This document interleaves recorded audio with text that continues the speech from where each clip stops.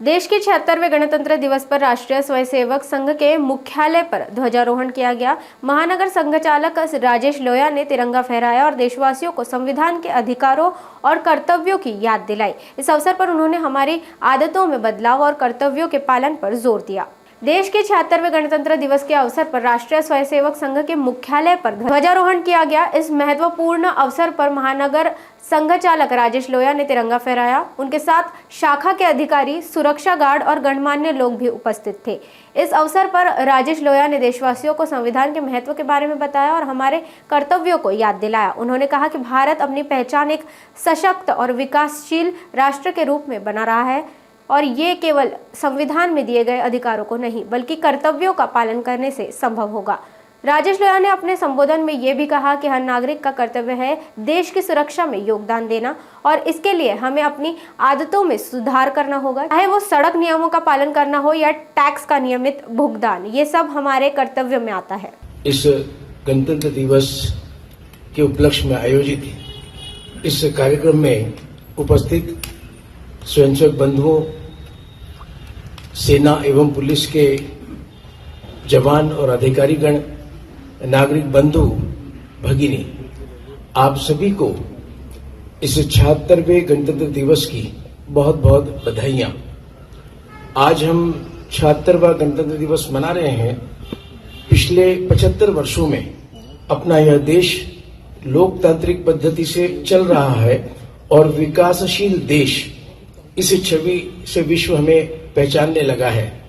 संविधान हमारे देश का सर्वोच्च कानून है जो हमें समान अधिकार और स्वतंत्रता तो प्रदान करता ही है, साथ में हमें कर्तव्य का बोध भी कराता है। भारत दुनिया में एक मजबूत राष्ट्र के रूप में पहचान भारत को बनानी है तो यह सिर्फ संविधान में प्राप्त अधिकारों की चर्चा या आंदोलनों के मात्र नहीं होगा, तो हमें संविधान में बताए हुए कुछ कर्तव्य इन और अपने हिंदू परंपरा से आए हुए कुछ कर्तव्य, इनका चाहे वो व्यक्तिगत हो, सामाजिक हो, पारिवारिक हो, इनका कठोरता से पालन करने से ही यह पहचान बनेगी। हम अपना भविष्य तभी बदल सकते हैं जब हम अपनी आदतें बदलें। हमारी बदली हुई आदतें ही हमारा तथा देश का भविष्य बदल सकती है। कौन सी आदतें बदलनी होगी, इस पे नित्य नियमित विचार करना होगा।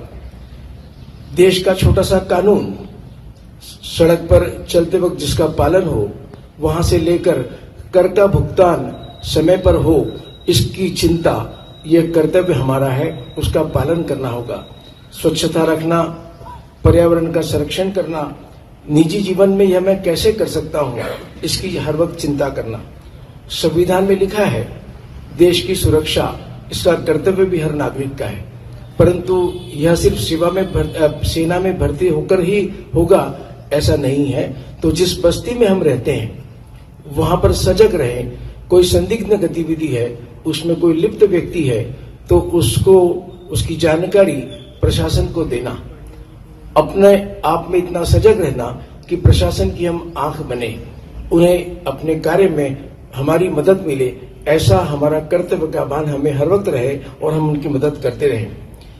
अच्छे परिवार की निर्मिति, उसमें संस्कार और समाज में अपने बंधुओं के प्रति संवेदना और उनकी मदद और सेवा भाव, ऐसे गुणों की निर्मिति का स्थान परिवार ही है। वह करने का प्रयास हमने करना।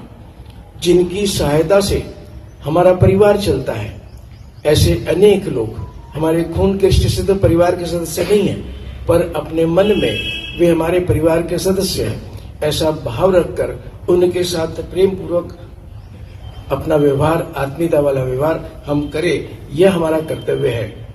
संयुक्त परिवार ये हिंदू समाज की एक वैशिष्ट्यपूर्ण संस्था है और हमारा कर्तव्य है कि आज की पीढ़ी को, विशेष रूप से हमारी पीढ़ी को, उनका दायित्व है कि उसे और सुदृढ़ बनाए और पूरे दुनिया के सामने कुटुंब कैसा हो उसका उदाहरण हम प्रस्तुत कर सके। संविधान में निहित एक और सिद्धांत के तहत हमें कर्तव्य का दर्शाया गया है, प्राकृतिक पर्यावरण का, जिसके अंतर्गत वन, झील, नदी वन्य जीवन इनकी रक्षा करे और उसका संवर्धन करे तथा प्राणी मात्र के प्रति दया का भाव मन में रखे। क्या हमारी जीवन शैली पर्यावरण पूरक है, इसकी चिंता करना, जल जमीन में जाए उसके प्रयोग करना, पेड़ लगाना, बिजली का उपयोग कम करना, प्लास्टिक का उपयोग को टालना। अभी हमारे स्वयंसेवक बंधुओं ने महाकुंभ जो हो रहा है उसमें पर्यावरण सुरक्षता हेतु थाली और थैली अभियान चलाया, एक नया उपक्रम, जिसकी वजह से वहां पर जो कचरा निर्मित होने की संभावनाएं थी वो कम होगी, पर्यावरण की रक्षा होगी। ऐसे और प्रयोग करना, हवा प्रदूषित ना हो, ऐसी अन्य बातें याद रखें। हम केवल तभी याद किए जाएंगे जब हमारी युवा पीढ़ी को एक समृद्ध और सुरक्षित भारत दे, जो आर्थिक सांस्कृतिक दृष्टि से समृद्ध और सभ्यता की विरासत का परिणाम होगा। और अंत में अपने स्व को पहचानना, स्वभाषा, स्वभूषा, स्वभोज, अपने देश में भ्रमण करना, अपना भवन अपने भारतीय परिवारों के अनुसार हो, उसकी चिंता करना और यह सब अपने आचरण में भी लाने की कोशिश करना, यह हमारा कर्तव्य है। इन्हीं बातों से हमारा स्वाभिमान बढ़ेगा। मेहनत करना, आत्मनिर्भर बनने की कोशिश करना, न कि व्यवस्थाओं पर बोझ बनना, यह हमारा कर्तव्य है। मित्रों, राष्ट्र लोगों से और उनके गुणों से मिलकर बनता है। उसके प्रयासों से ही राष्ट्र जो चाहता है वो उसे प्राप्त कर सकता है। जय हिंद।